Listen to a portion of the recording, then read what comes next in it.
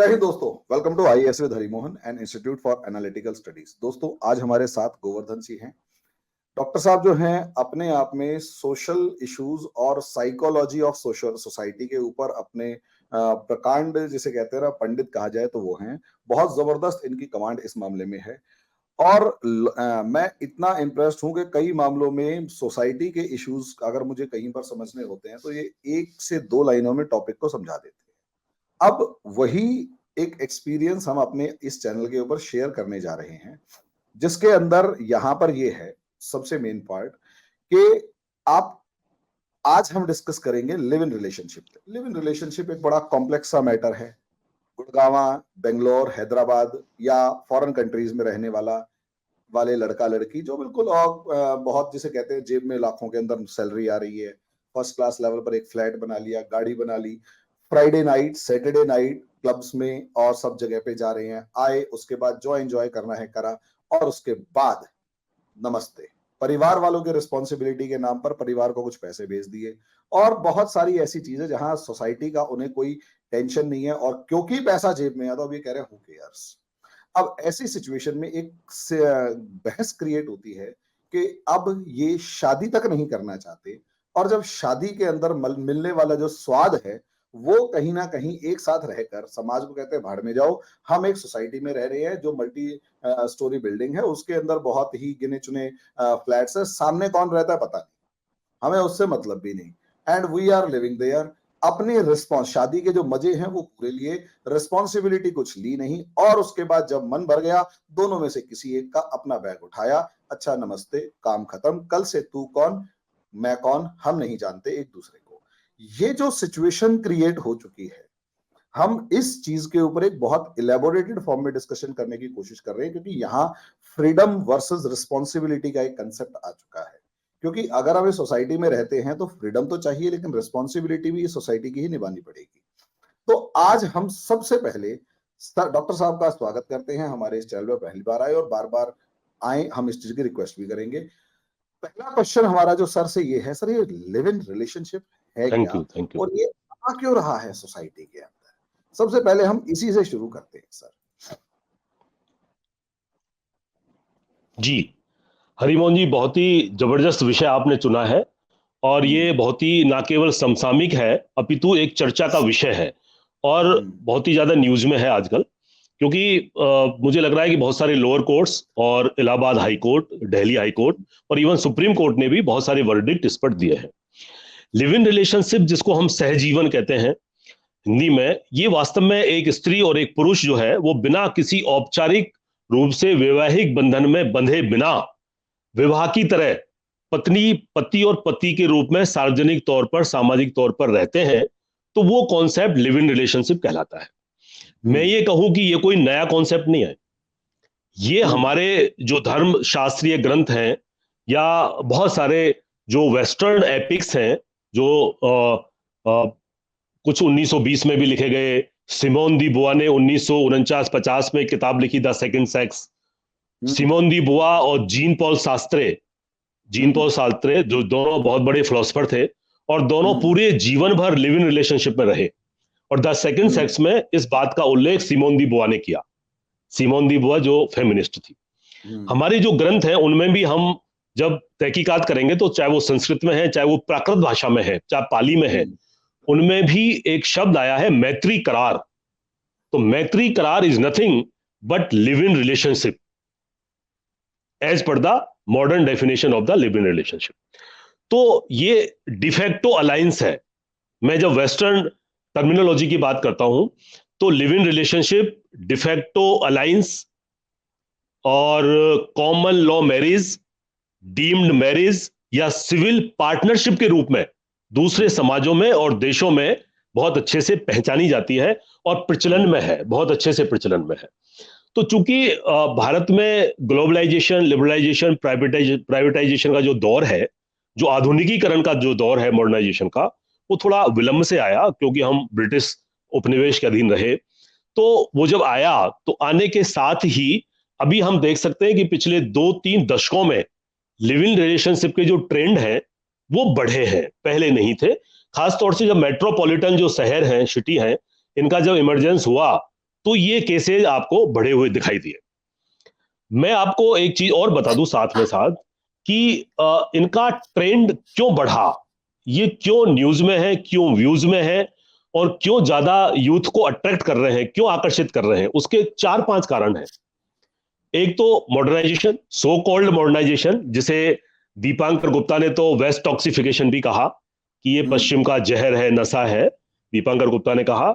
देखिए, जब महानगरीय संस्कृति में बच्चा जाता है, पढ़ता है, हायर एजुकेशन लेता है और इंग्लिश एजुकेशन लेता है, और 4-5 ऐसे सेक्टर हैं, कॉरपोरेट सेक्टर है, जिसमें साइंस का भी सेक्टर है, प्रेस का है, फैशन का है, टूरिज्म का है, होटल इंडस्ट्री का है, हॉस्पिटलिटी जिसको कहते हैं, एयरलाइंस का है, और अभी जो हमारा सॉफ्टवेयर वाला जो साइबर जो है, वो भी एक सेक्टर है जिसमें इस तरह की अपॉर्चुनिटी उन्हें स्वाभाविक रूप से मिलती है।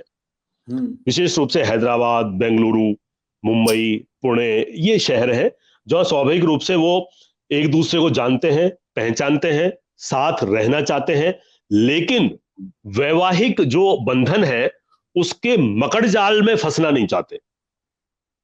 इसका कारण हमारे जो पर्सनल लॉज हैं, हमारे जो, चाहे वो हिंदू मैरिज एक्ट है, चाहे वो दूसरे स्पेशल मैरिज एक्ट है, चाहे वो मैरिज डिवोल्यूशन एक्ट है जिसको हम विवाह विच्छेद अधिनियम, तलाक अधिनियम कहते हैं, ये सारे जो प्रावधान हैं ये कॉम्प्लिकेटेड हैं।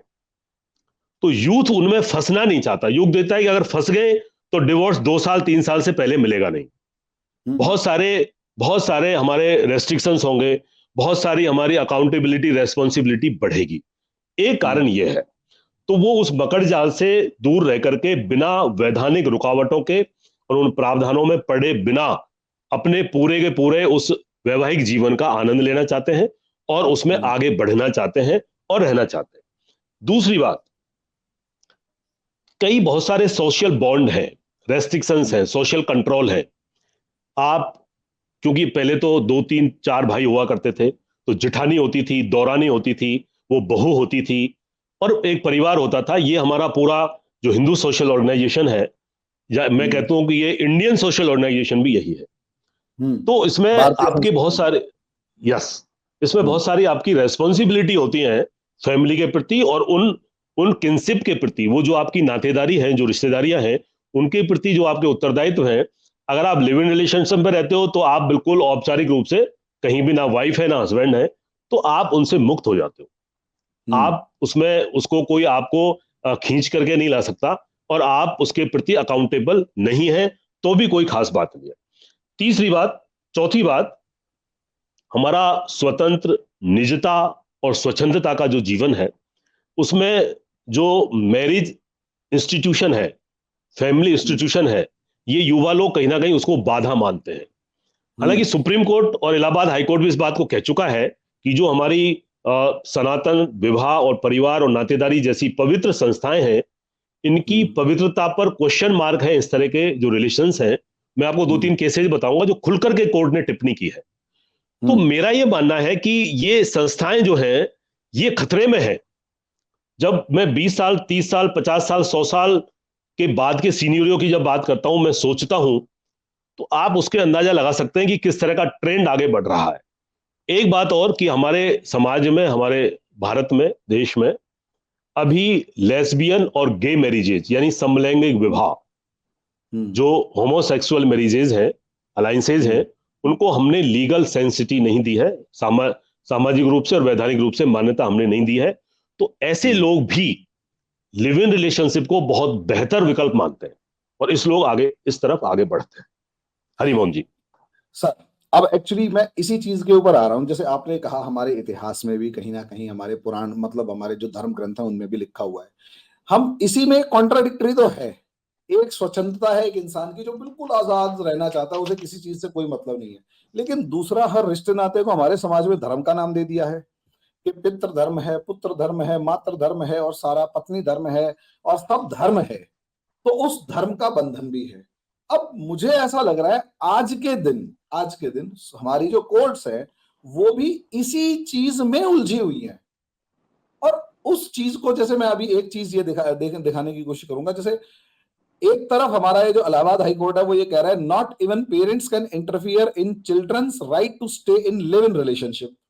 एक तरफ इलाहाबाद हाई कोर्ट ये कह रहा है, और दूसरी तरफ इलाहाबाद हाई कोर्ट ये कह रहा है know live in relationship at cost of countries social fabric.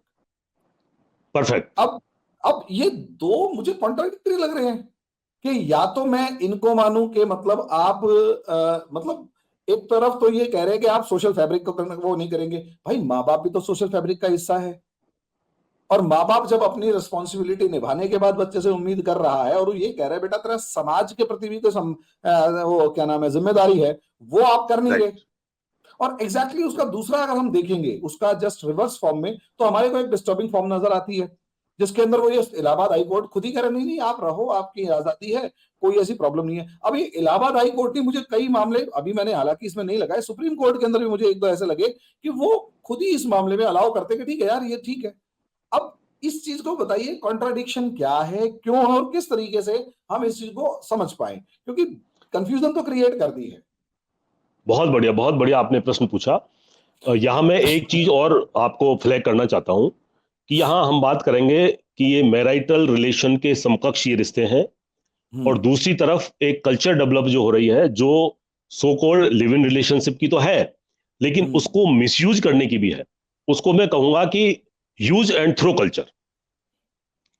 Court ने यहां यस उसी तरफ आना चाहता था कि यार आपने एग्जैक्टली जब हम धर्म ग्रंथों की बात कर रहे हैं तो उन्होंने इस तरीके के संबंधों को स्वीकारा था, लेकिन उसको कभी पब्लिसिटी नहीं दी थी, बहुत ढके छुपे तरीके से। नाजायज संबंध, अवैध संबंध पहले भी होते थे, लेकिन बहुत ढके छुपे तरीके से सोसाइटी उसको अपोज करती थी। बड़े लोगों के भी अगर होते थे तो उसको छुपा के रखने की कोशिश करते थे। आज के दिन तो जैसे कपड़े बदल लिए वैसे पार्टनर बदल लिया, और यूज एंड थ्रो कल्चर। और यही वो चीज है कि सोशल मीडिया को हम झेल नहीं पा रहे। अब इस चीज के ऊपर बताइए वो क्या है। एग्जैक्टली सबसे पहले बताने से पहले मैं भी इलाहाबाद हाई कोर्ट के तीनों फैसलों को आपके सामने विवेचन करूंगा। उससे पहले एक बात मैं आपको रिवील कर दूं कि हमारे यहाँ जस्टिस मलिमथ एक कमेटी बनी थी जो क्रिमिनल लॉ को रिफॉर्म करने के लिए बनी थी। लॉ कमीशन की 2-3 रिपोर्टें आई उसी समय, और सबसे पहला एक जजमेंट आया 2009 में लिव इन रिलेशनशिप पर। दिल्ली की जो जज हैं हिमा कोहली, उन्होंने एक जजमेंट दिया, वो बड़ा रिमार्केबल जजमेंट है और सुप्रीम कोर्ट ने उस पर मोहर लगाई। तो इन तीनों बातों ने, मलमत कमेटी की रिपोर्ट ने, लॉ कमीशन की रिपोर्ट ने और जस्टिस हिमा कोहली के जजमेंट ने, तीनों ने एक सेम बात कही। कौन सी बात कही? कि अगर लिव इन रिलेशनशिप में रहने वाला जोड़ा लीगल मैरिज यानी वैध विवाह की सभी शर्तें पूरी करता है, वो दोनों बालिग हैं, मेजर हैं, विवाह की आयु पूरी करते हैं, विवाह की सभी शर्तें पूरी करते हैं, राइट? तो वो जो पत्नी की तरह रह रही है महिला उनके साथ, उसको पत्नी जैसा लीगल दर्जा कोर्ट दिलाएगा, उससे होने वाली संतान को सारे लीगल राइट्स मिलेंगे इंक्लूडिंग प्रॉपर्टी राइट्स, राइट? और उसको प्रोटेक्शन मिलेगा under similarly to under any kind of the law in India. ये बात तीनों चीजों ने तीनों कही, और एक वंडरफुल कानून आया, domestic protection act, domestic violence protection act 2005 में, जो 26 अक्टूबर 2005 को लागू हुआ। ये एक्ट, इसमें एक डेफिनेशन है कि कौन सी महिला को डोमेस्टिक वायलेंस से प्रोटेक्ट कर रहा है ये एक्ट। तो इसमें एज ए सोशियोलॉजिस्ट मेरा जो इंटरप्रिटेशन है, ये इंडिया का सबसे पहला एक प्रोग्रेसिव लॉ है जो नारीवादी महिलावादी आंदोलन से जो प्रेरित जो लोग हैं, जो महिलाएं हैं, जो अपनी वर्षों से मांग कर रही हैं, ना केवल भारत में अपितु पूरे विश्व में भी, उनको सुना और उनको प्रोटेक्ट किया, उनको इंसल्ट किया और उसको पहली बार कानून में डाला। और उसमें महिला की डेफिनेशन में कहा गया कि किसी भी आयु की कोई भी महिला जो कुटुंब में रह रही है, वो चाहे छोटी है, चाहे बड़ी है, चाहे बुजुर्ग है, चाहे वो किसी भी रिश्ते में है, उसमें सब रिश्ते डिफाइन भी किए हुए हैं, फादर मदर, दादा दादी, नानी नानी, मौसी बुआ, वो सब जो उस कुटुंब में रह रही है, फैमिली में रह रही है, इंक्लूडिंग और ऐसी महिला जो विवाह जैसे संबंधों में उस कुटुंब परिवार का हिस्सा है, जो विवाह जैसे संबंधों में रह रही है, मींस जो लिव इन रिलेशनशिप में रह रही है, उसको भी डोमेस्टिक वायलेंस प्रोटेक्शन एक्ट में शामिल किया गया है। राइट? ये कानून की स्थिति है। अब मैं आता हूं सीधा तीनों जजमेंट जो इलाहाबाद हाईकोर्ट ने किए। आप कुछ कहना चाह रहे हैं, बताइए। नहीं, मैं एक्चुअली यही पूछना चाह रहा था कि आप मतलब कोर्ट के ऊपर आप बताइए, फिर मैं उसको बताऊंगा। मैं अपना सवाल बाद में पूछूंगा। मजेदार यस सवाल है वो भी। यस। हाँ तो सर। इलाहाबाद हाईकोर्ट का पहला जजमेंट जो लेटेस्ट अभी 5-6 सितंबर को आया है, उसकी मैं बात करूं। वो जजमेंट है गौतम बुद्ध नगर नोएडा की रजिया। रजिया ने ये अपील दायर की थी इलाहाबाद हाईकोर्ट में। और इलाहाबाद हाईकोर्ट में उसने कहा अपने जजमेंट में कि रजिया ने कहा कि ऑनर किलिंग की मुझे आशंका है, ऑनर किलिंग हो सकती है, इसलिए मुझे प्रोटेक्ट किया जाए। तो कोर्ट ने कहा कि भाई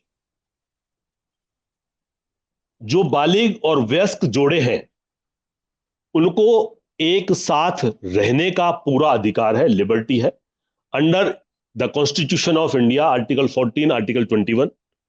वो साथ में रह सकते हैं।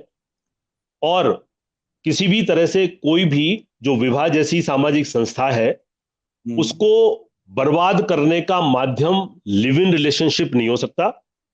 उसको बर्बाद करने का माध्यम लिव इन रिलेशनशिप नहीं हो सकता, क्योंकि आप जब लिव इन रिलेशनशिप में रहते हैं तो आप विवाह की सारी शर्तों को पूरी करें, ये जरूरी है, तभी आपको कोर्ट और लॉ आपको प्रोटेक्ट करेगा। मोमडन लॉ में, मुस्लिम लॉ में किसी भी प्रकार से लिव इन रिलेशनशिप को शामिल नहीं किया गया है, मान्यता नहीं दी गई है, ना तो ट्रेडिशनली और ना ही प्रोग्रेसिवली, कहीं भी किसी भी प्रकार से मान्यता नहीं है। वो ये कहते हैं कि हमारे यहां इस तरह का अगर कोई विवाह है तो उसको एक शब्दावली है लॉ में, वो है जिना। जब कोई मुस्लिम महिला या पुरुष किसी गैर मुस्लिम महिला या पुरुष से इस तरह के संबंध स्थापित करता है तो वो धर्म परिवर्तन किए बिना नहीं किया जा सकता। अगर किया जाता है तो उसको जिना कहते हैं, यानी अवैध या अपराध कहते हैं। बिना धर्म परिवर्तन के इस तरह के संबंध जो है वो बिल्कुल अवैध है, ये कोर्ट ने कहा। और कोर्ट ने कहा कि ऑनर किलिंग से आपको अगर आशंका है तो कोर्ट आपको प्रोटेक्ट नहीं करेगा, क्योंकि आपका जो कृत्य है वो बिल्कुल भी लीगल नहीं है, वो अवैध है। तो अवैध कृत्यों को मान्यता कोर्ट बिल्कुल नहीं देगा। अगर हम प्रोटेक्शन का वारंट जारी करते हैं और इस बात को तायद करते हैं कि आपका एक्ट सही है, तो कोर्ट अपने आप में अपराध फील करेगा, अपराध महसूस करेगा कि हमने आपको उस अवैध संबंधों की सेंसिटी दे दी, उनको स्वीकार कर लिया, उनको मान्यता दे दी। कोर्ट कतई ये नहीं करेगा। ये कोर्ट की टिप्पणी बहुत अच्छी टिप्पणी है, ये कोर्ट ने कहा। तो मैं मानता हूं कि जो आप बात कर रहे थे सोशल कल्चरल फैब्रिक की, वो फैब्रिक इससे बिगड़ रहा है। और ये कोर्ट ने भी कहा कि हम सामाजिक संस्थाओं को बर्बाद करने का माध्यम कतई नहीं बनेंगे। हम लॉ को प्रोटेक्ट करते हैं, हम कॉन्स्टिट्यूशन को प्रोटेक्ट करते हैं। लॉ आपको परमिट ही नहीं कर रहा है, लॉ परमिट नहीं कर रहा तो हम भी परमिट आपको नहीं कर सकते, हम आपको प्रोटेक्ट नहीं कर सकते। दूसरा एक जजमेंट जो जुलाई 2023 में आया इलाहाबाद हाई कोर्ट का, वो भी सिंगल बेंच का था। कोर्ट ने कहा कि कोर्ट लिव इन रिलेशनशिप के खिलाफ बिल्कुल नहीं है, लेकिन कोर्ट अवैध संबंधों के खिलाफ है। Yes, at the cost of countries fabric. तो ये बड़ा बहुत ही स्पष्ट मैंडेट है कोर्ट का। और ये कोर्ट ने अच्छे से कह दिया, जो पिटिशनर है उनको भी कह दिया कि हम उस लिव इन रिलेशनशिप के खिलाफ नहीं है जो सही तरीके से हो रही है, लेकिन हम जो अवैध संबंध है उनके खिलाफ है। इसमें क्या था, मैं आपको फैक्ट बता देता हूं कि एक शादीशुदा महिला है और शादीशुदा महिला एक पुरुष के साथ लिव इन रिलेशनशिप में रह रही है। पुरुष के साथ लिव इन रिलेशनशिप में रह रही है। कोर्ट में उसने जो एफिडेविट दिया उसको मैं बता रहा हूं आपको, उसको मैं रिवील कर रहा हूं वो क्या दिया। उस कोर्ट में उसने कहा कि 37 साल की मैं शादीशुदा महिला हूं, पति के अत्याचार और दुर्व्यवहार से मैं परेशान हूं और 2015 से मैं किसी पुरुष के साथ सहमति से लिव इन रिलेशनशिप में रह रही हूं और मुझे संरक्षण दिया जाए। मुझे खतरा है, मेरे पति से खतरा है, राइट, क्योंकि पति मुझ पर बहुत दिनों से अत्याचार करता है। कोर्ट ने बहुत क्लियर कहा कि आपने विवाह किया हिंदू मैरिज एक्ट के तहत, 1955 का जो हिंदू मैरिज एक्ट है, आप उसके तहत अपने पति से डिवोर्स लें। अभी आप शादीशुदा हैं, आप द्विविवाह विवाह यानी बाईगेमी नहीं कर सकती, ये आपको बिल्कुल भी कानून परमिट नहीं कर सकता। और कोर्ट ऐसे अवैध संबंधों को बिल्कुल स्वीकार नहीं कर सकता और आपको बिल्कुल भी संरक्षण नहीं दे सकता। You are not eligible for protection under the domestic violence act. Court ने बिल्कुल कहा कि ये हम कोई आपको प्रोटेक्शन नहीं दे सकते, ये आपके जो रिलेशंस हैं ये इलीगल रिलेशंस हैं, ये लिव इन रिलेशनशिप में कवर बिल्कुल नहीं होते हैं। ये बिल्कुल कोर्ट ने बहुत स्पष्ट वर्डिक्ट दे दिया। तो मैं ये मानता हूं कि बड़ा बहुत ही सराहनीय अच्छा जजमेंट है। और इस परिप्रेक्ष्य में आप देखेंगे तो हमारे विवाह परिवार और जो संस्थाएं हैं, चाहे नातेदारी संस्थाएं हैं, इनकी पवित्रता भी जो है वो इंटैक्ट रहेगी और सोशल फैब्रिक भी इंटैक्ट रहेगा। और एक मैसेज जाएगा कि आप लीगल एजेंसीज का, लीगल इंस्टीट्यूशंस का आप मिसयूज नहीं कर सकते। आपको कोर्ट इस चीज की परमिट नहीं देगा, परमिशन नहीं देगा। कोर्ट का समय खराब हुआ और इस पर जो पिटिशनर था उसको डांट भी लगाई गई और उन्होंने इस चीज को एडमिट किया। मैं इस चीज को इस तरीके से अगर देखूं या इन शब्दों में इन शब्दों का प्रयोग करूं, सर थोड़ा ठीक कीजिएगा, कि कोर्ट ने क्या किया, हमने जो मैरिज के लिए रूल्स लॉज बाय लॉज बनाए थे, जो संस्कारों के अनुसार थे, जो लोकल लेवल, कोर्ट ने उसे कॉडिफाई कर दिया और ये कहा भाई मैरिज तो है, बस नाम नहीं दे रहे, नाम तुम्हारा लिव इन रिलेशनशिप है, बाकी कानून वही लगेंगे जो मैरिज वाले लग रहे थे। एग्जैक्टली रिस्पॉन्सिबिलिटीज वही हैं जो मैरिज वाली हैं। तो तुम अच्छा सर, इसमें डिवोर्स का प्रोसेस है कि या कॉन्ट्रैक्ट एग्रीमेंट कैंसिल होगा कुछ लिव इन रिलेशनशिप में? देखिए, लिव इन रिलेशनशिप चूंकि सहमति से होती है, सहमति से रहते हैं, वो कहीं कोई लिखा पढ़ी नहीं करते, कहीं कोई डॉक्यूमेंटेशन नहीं होता, कहीं कोई डिक्लेरेशन नहीं होता। सहमति से रहते हैं, सहमति से अलग हो जाए। अगर इसमें कोई क्राइम हो रहा है, महिला पर अत्याचार होता है, कोई वायलेंस होता है, तो कोर्ट कहेगा यस उसको प्रोटेक्शन मिलेगा, अगर वो लीगली साथ रह रहे हैं। तो लीगली साथ रहने का मतलब वो विवाह की शर्तें पूरी कर रहे हैं, जो विवाह की वैध विवाह की शर्तें पूरी करते हैं, लेकिन वो औपचारिक रूप से विवाह नहीं करते, लेकिन उनका वायलेशन भी नहीं करते। तो जो वायलेशन नहीं करते तो कोर्ट उसको प्रिजम्पशन कर रहा है कि live in relationship is as good as marriage. Right? तो आपका इंटरप्रिटेशन बिल्कुल सही है, आपका इंटरप्रिटेशन 100% सही है कि आप, कोर्ट ये कह रहा है कि आप उनको सबको फॉलो करो, हम मान लेंगे कि तुम सही रह रहे हो भाई, और हम आपको प्रोटेक्ट करेंगे। ये बिल्कुल ऐसे ही जैसे मेरी मैरिज है, मैंने भाई शादी ब्याह कर लिया, बारात लेके गए, सारा ड्रामा हुआ, सारा ड्रामा तो नहीं, जो बहुत प्रोसेस था वो फॉलो हुआ, उसके बाद हमने आज तक कोर्ट के रजिस्टर नहीं कराई, तो वैध तो ये भी है। अब कोर्ट की नजर में जब तक रजिस्ट्रेशन नहीं है तब तक वो कहेगा भाई रजिस्ट्रेशन करवा ले, वैध तो है। तो वही चीज मेरे ख्याल से अब लिव इन रिलेशनशिप के अंदर है। तो यानी हमें टेंशन नहीं है, बस लॉ का सही पता होना चाहिए। मैं आपको एक चीज और बता दूं जानकारी, चूंकि मैं लॉ का विद्यार्थी भी हूं, तो आप जब सामान्य रूप से मैरिज करते हैं अंडर हिंदू मैरिज एक्ट या स्पेशल मैरिज एक्ट में, तो आपको कोर्ट में रजिस्ट्रेशन कराने की जरूरत बिल्कुल नहीं होती। आपको रजिस्ट्रार ऑफ मैरिजेज, जैसे बर्थ सर्टिफिकेट, डेथ सर्टिफिकेट बनता है, ऐसे मैरिज सर्टिफिकेट बनता है, लोकल बॉडी बनाती है। आप गांव में रहते हैं तो आपको ग्राम पंचायत बनाएगी, आप शहर में रहते हैं तो आपको म्यूनिसिपैलिटी बनाएगी। तो ज्यादातर ऑनलाइन है, आप अप्लाई करिए और you will get your marriage certification, तो सही हो जाएगा। आपको आपको आपको शादी का कार्ड एक बार वहां देना पड़ेगा, एक एफिडेविट देना पड़ेगा इस मैरिज में। मैं वैसे बता रहा हूँ कि लिव इन रिलेशनशिप के अंदर भी मेरे भी कंडीशन नहीं, कहीं ना कहीं कानून की नजर में वैसी ही है ना, तो मैंने रजिस्टर करवाया ना उसने कराया। ओके, हाँ, यस यस यस। सामाजिक नियम है, उसके ऊपर कोर्ट के नियम है, बात बराबर है, नियम तो दोनों तरफ है। तो लोगों के अंदर जो परसेप्शन है, क्या लोगों के अंदर परसेप्शन है कि लिव इन रिलेशनशिप की रिस्पॉन्सिबिलिटी कुछ नहीं है, तो ये गलत फहमी है। ये गलत फहमी है। आप केवल खाली राइट्स का ही उपयोग नहीं कर रहे हैं, आप अकाउंटेबल भी हैं, ना केवल अपने पार्टनर के प्रति बल्कि सोसाइटी के प्रति भी और सिस्टम के प्रति भी।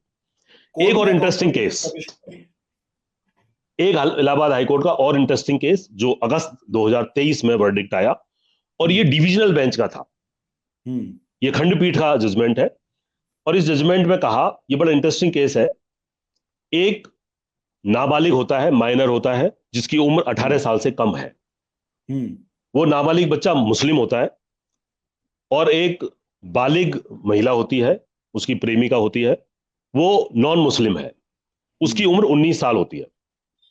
दोनों लिव इन रिलेशनशिप में रहते हैं, और उस प्रेमिका ने एक रिपोर्ट दर्ज कराई, दोनों ने रिपोर्ट दर्ज करा दी क्रॉस, बाद में दोनों के घर वालों ने भी कराई और दोनों ने ही कराई।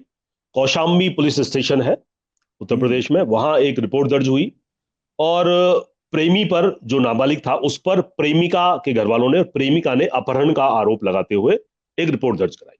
मामला इलाहाबाद हाई कोर्ट तक गया। अब इलाहाबाद हाई कोर्ट का जजमेंट सुनिए। वो कहता है कि ये जो लिव इन रिलेशनशिप आप सो कॉल्ड बता रहे हैं, ये नाबालिग यानी माइनर के साथ रहने की स्थिति है, और ये किसी भी तरह से स्वीकार्य नहीं है, वैध नहीं है, अंडर चाइल्ड प्रोटेक्शन एक्ट और पॉक्सो एक्ट के तहत अपराध है। उन्होंने कहा कि नाबालिग के साथ में इस तरह के रिलेशन रखना और खुलेआम कोर्ट में आना उसको प्रोटेक्ट करवाने के लिए, ये ना केवल अनैतिक है अपितु अवैध है और अपराध है, और अपहरण की श्रेणी में भी आता है अंडर आईपीसी। तो कोर्ट ने बहुत जबरदस्त इसमें निर्णय दिया, और कोर्ट की डीबी ने कहा कि एक नाबालिग के साथ आप लिव इन रिलेशनशिप में रह रहे हैं, उसके साथ जो भी गलत कर रहे हैं, चाहे वो पुरुष है या महिला है, वो पॉक्सो एक्ट में कवर्ड होता है, और ये आपका क्राइम है, दिस इज ऑफेंस। और प्रोटेक्शन तो आपको मिलने की बात ही नहीं है, आपका जो केस दर्ज है वो तो होगा ही नहीं। लेकिन एक दूसरी चीज हो जाएगी कि आपके अगेंस्ट एक्शन टेकन किया जाएगा, लिया जाएगा, और ये बिल्कुल भी कोर्ट स्वीकार नहीं करता कि आप इस तरह से इलीगल रिलेशन को सामाजिक रूप से सार्वजनिक कर रहे हो।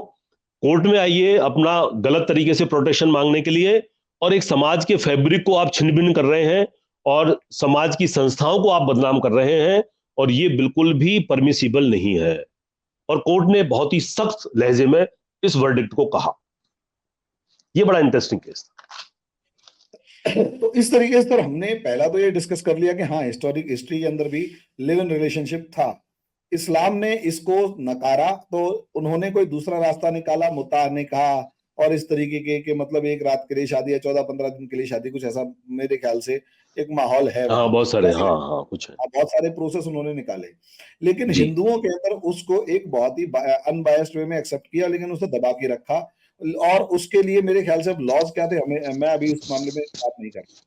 दूसरा ये कि कोर्ट ने लोगों ने भले ही इसे मैरिज विदाउट रिस्पॉन्सिबिलिटी माना हो, लेकिन कोर्ट ने रिस्पॉन्सिबिलिटी फिट कर दी है, मतलब फिक्स कर दी है, और अब आप उसके अंदर उसके अकॉर्डिंग चलना पड़ेगा। यानी एक तरीके की मैरिज है, बस आप उसमें ना तो फेरे ले रहे ना कोर्ट में रजिस्टर करवा रहे, लेकिन जिस दिन अगर तुम्हारा कलेश हुआ तो कोर्ट में जाते ही तुम्हारा बेटा वैसा ही ट्रीटमेंट होगा जैसे हस्बैंड वाइफ वाला होता है।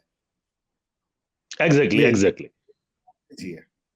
इलाहाबाद के दोनों तीनों जजमेंटों का जो सार है वो यही है कि कोर्ट ये कहता है कि या तो कोई शादीशुदा महिला या पुरुष है, या कोई नाबालिग महिला या पुरुष है, उसके साथ कोई भी महिला या पुरुष या महिला अगर रहता है और वो कहता है कि मैं लिव इन में रह रहा हूं, तो वो बहुत बड़ा गलतफहमी है, धोखा है, ना केवल अवैध है, ना केवल अनैतिक है, बल्कि अपराध भी है। क्लियर?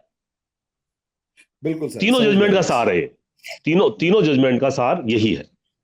समझ गया सर मैं। और इस तरीके से हमारा एक, मेरे ख्याल से इस टॉपिक के ऊपर सर आपकी तरफ से एक आधा कोई और नया डायमेंशन हो, मैं जितना समझ पा रहा हूँ कि हाँ बिल्कुल क्रिस्टल क्लियर सा है, बिल्कुल सीधा सीधा हमने समझा। आप अपनी तरफ से अगर कुछ उसमें जोड़ना चाहें तो सर।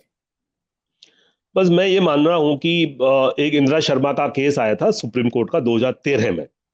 उन्होंने कहा कि अगर आप पूरी सभी शर्तों की पालना करते हैं, वैध रूप से आप विवाह करने के योग्य हैं, विवाह नहीं करते हैं लेकिन लिव इन में रहते हैं परस्पर सहमति से, और फिर कोई किसी तरह का अत्याचार एक दूसरे के ऊपर एक दूसरे के द्वारा किया जाता है, तो आपको डोमेस्टिक वायलेंस एक्ट में कवर आप होते हैं, आप आईपीसी में भी कवर होते हैं, आपके बच्चों को भी प्रोटेक्शन मिलेगा और प्रॉपर्टी का राइट जनरेट हो जाता है। ये कोर्ट ने सबसे पहले 2013 में इंदिरा शर्मा के केस में कहा था। अब मैं इंटरनेशनल सारे इंटरनेशनल सीनेरियो में आपको बता देता हूं। बहुत सारे देश हैं जहां पर, जैसे कनाडा है, फ्रांस है, ऑस्ट्रेलिया है, अमेरिका है, इंग्लैंड है। वहां जैसे इंग्लैंड में एक एक्ट है रिलेशनशिप सिविल पार्टनरशिप एक्ट 2004। ये इस कानून के तहत लिव इन को लीगल मान्यता, मतलब वैधानिक मान्यता दी गई है। इसी तरह से ऑस्ट्रेलिया में इसको डिफेक्टो रिलेशनशिप कहा जाता है, फ्रांस में इसको सिविल अलायंस कहा जाता है, सिविल मैरिज की तरह उसको ट्रीट किया जाता है, और कनाडा में भी इसको लिव इन कहा जाता है। और कनाडा फैमिली एक्ट है 1990 का, उसकी धारा 53 में इसको एज ए लीगल मैरिज के रूप में मान्यता है। ऐसे करीब इस समय 1 दर्जन से ज्यादा देश हैं जहां लिव इन रिलेशनशिप को सामाजिक रूप से और वैधानिक रूप से मान्यता मिली हुई है। और शायद अगर सब कुछ ठीक रहा और इसका दुरुपयोग नहीं किया गया तो भारत में भी इस दिशा में कहीं ना कहीं जो न्यायिक सुधार है या वैधानिक सुधार है उस दिशा में बढ़ रहे हैं। और लॉ कमीशन ने भी अपनी रिपोर्ट में कहा, मलिमा समिति ने भी अपनी रिपोर्ट में कहा कि इस तरह की जो संबंध है उनको मान्यता दी जानी चाहिए, लेकिन सतर्क रहने की आवश्यकता है कि कहीं सो कॉल्ड फ्रॉड ना हो, कहीं सो कॉल्ड जिसको कई बार लव जिहाद भी कहा जाता है कुछ लोगों के द्वारा, ऐसे कुछ केसेज ना हो।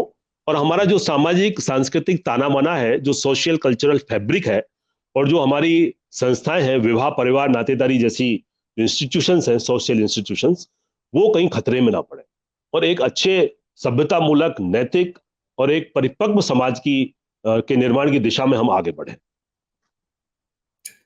सर, इस तरीके से आपने मेरा तो कंसेप्ट बिल्कुल क्लियर कर दिया। मेरे अगर जो व्यूअर्स हैं वो जब इसमें क्वेश्चन पूछेंगे तो वो क्वेश्चन नोट डाउन करके अगले वीडियो में मैं आपसे जरूर वो डिस्कस करूंगा। लेकिन मजा आ गया इस पूरी की पूरी डिबेट को सुनकर कि हाँ, एक क्रिस्टल क्लियर है कि जो बेफालतू का एक डर सा है वो कुछ नहीं है, जो है वो सीधा सीधा है। मैं हरिमोहन जी आपका मैं कितना आपका साधुवाद दूं, कितना आपका धन्यवाद ज्ञापित करूं कि आप इतने अच्छे अच्छे विषयों को उठाते हैं और जो युवा जो देख रहा है, सपने देख रहा है अपने भविष्य के, उसको साकार करने में आपकी कितनी बड़ी भूमिका है ये शायद आप खुद को भी पता नहीं है। और आप धीरे धीरे एक रोल मॉडल की तरफ बढ़ रहे हैं। You are really a true mentor. और मैं एक छोटा सा मेरा प्रयास भी, एक सामाजिक मुद्दे मैंने एक किताब लिखी और इसमें ऐसे ही 100 से ज्यादा मुद्दे हैं जिन पर कॉन्सेप्चुअल क्लियरिटी है और बिल्कुल अपडेटेड चीजें जिन पर है, social, cultural, economic, legal, political, administrative, global, environmental, ऐसे 100 से ज्यादा मुद्दे हैं इसमें, इश्यूज हैं जो इसमें मैंने डिस्कस किए हुए हैं। तो अगर मुझे लगता है कि प्रिपरेशन के ऊपर भी बुक है ना, आरएएस कैसे बने टाइप में। हाँ, एक है मेरी किताब है, आप भी बन सकते हैं आरएस टॉपर। वो भी मेरे हाथ में नहीं है, मैं उसको दिखा नहीं पा रहा हूँ। आप भी बन सकते हैं आरएस टॉपर, कि आप कैसे बने। तो एक ब्लूप्रिंट है कि फ्रॉम प्रीलिम्स टू इंटरव्यू तक वो आपको कैसे फॉलो करना है, कैसे आपको आगे बढ़ना है। तो वो भी एक अच्छी किताब है जो बच्चों को मुझे लगता है कि कहीं ना कहीं फायदेमंद होगी। So Harimohan ji, thank you very much. So nice of you for giving me this opportunity. It's my pleasure and privilege. Thank you, sir. Thank you so much. Jai Hind.